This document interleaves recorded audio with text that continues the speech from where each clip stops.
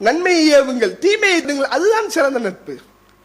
இறைவன் தன்னுடைய திருமறையிலே பேசுகிறான், வல் அஸ்ர், காலத்தின் மீது சத்தியம் என்று சொல்கிறேன், இன்னல் இன்சான லஃபீ குஸ்ர், மனிதன் நஷ்டத்தில் இருக்கிறான், மிகப்பெரிய ஒரு படு பாதாளத்திலே மனிதன் இருக்கிறான் என்று சொல்லிவிட்டு அடுத்து இறைவன் பேசுகிறான், இல்லல்லதீன ஆமனூ வ அமிலுஸ் ஸாலிஹாத் வதவாஸௌ பில் ஹக்கி வதவாஸௌ பிஸ் ஸப்ர்.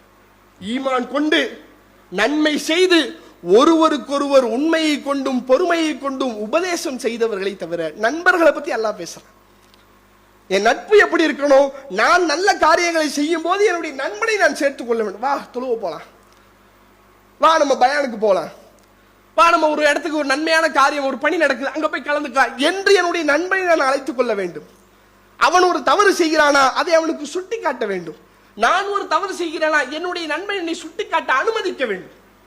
அப்படிப்பட்ட நல்ல நட்பை இந்த உலகத்தில் நாம் ஏற்படுத்தி இருந்தால் அந்த நட்பு நாளை மறுமையிலே மிகப்பெரிய ஒரு வெற்றியை நமக்கு பெற்றுத்தரும். அப்படிப்பட்ட நல்ல நட்பையும் நல்ல நண்பர்களையும் இந்த உலகத்திலே இறைவன் நம் அனைவருக்கும் ஏற்படுத்தி தர வேண்டும்.